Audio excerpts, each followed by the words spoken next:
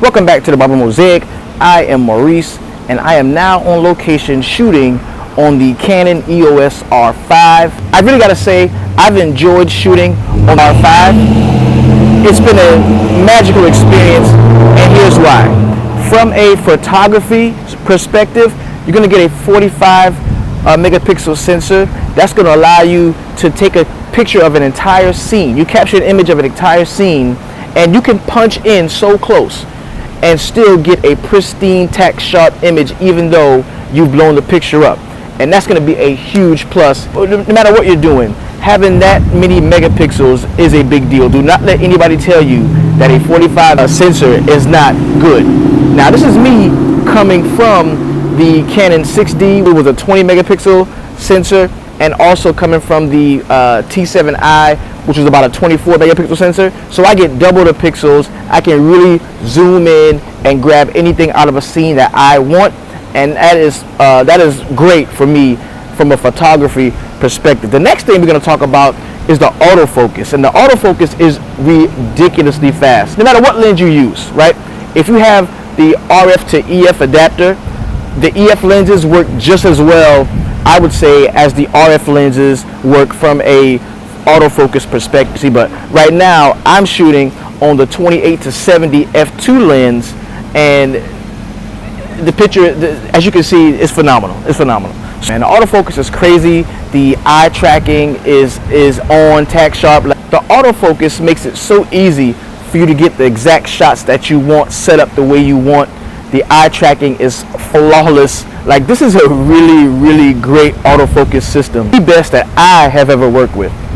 The next thing is a pro to some and a con to others, because with the Canon EOS R5, it does come with, well, it doesn't come with, but it does have a stable of native RF glass.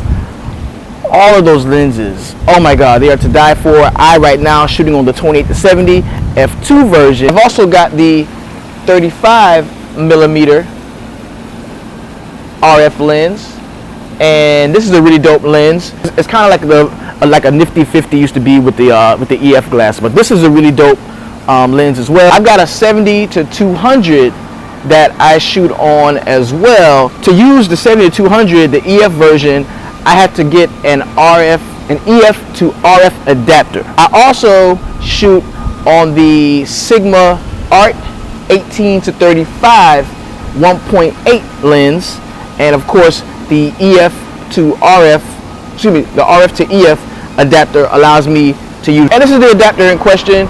Very easy. Boom. RF, EF camera. If you spend an additional $100, you can then use your EF glass on the RF mount. That is a plus. The only negative is if you buy RF glass, is the most expensive glass that you can find right now. I believe this 28 to 70 RF f2 was $3,000, and for that price I could have just bought an R6 and had an R5 and an R6. But it's a con or pro depending on how you shoot and what you bought the camera for and what you're trying to do. Okay, we all know about the overheating issues whenever you are in the 4K fine, the 4K HQ. We know that the camera can overheat. There was a firmware update that allowed us to get a few more minutes of runtime. We know it's going to overheat in 8K, and 8K is really not a thing right now. 8K is really not a thing. Most things can't even be viewed in 8K. The best we're going to get is that 8K downsampled to the 4K HQ, 4K fine that we can use, and the files there are a lot smaller because the 8K files are massive. So that's not even something that we all want to deal with. If you bought this camera for 8K shooting capability, then you probably wasted your money. Me, I got this camera because I am a photographer that really wants to be a hybrid shooter. I want to be able to get some great video for my YouTube channel, for my vlog, for my haircuts, for my barber tutorials, and I also want to take great photos. And this camera is perfect for me, allows me to do those things while still staying inside of the Canon ecosystem where I got my start and where I feel most comfortable and I feel most safe in my talents. So All in all, I love this camera. I would consider it a must-have for anybody that has already invested this deeply into the Canon ecosystem, whether you have the 5D Mark III, 5D Mark IV. I believe this is the next wave, the mirrorless camera, the RF glass. Going this route, I think you won't be disappointed. This has been Maurice from the Barber Mosaic. If you did enjoy this video, please do not forget to like, subscribe, let me get that thumbs up, and I will see y'all on the next one. I'm out.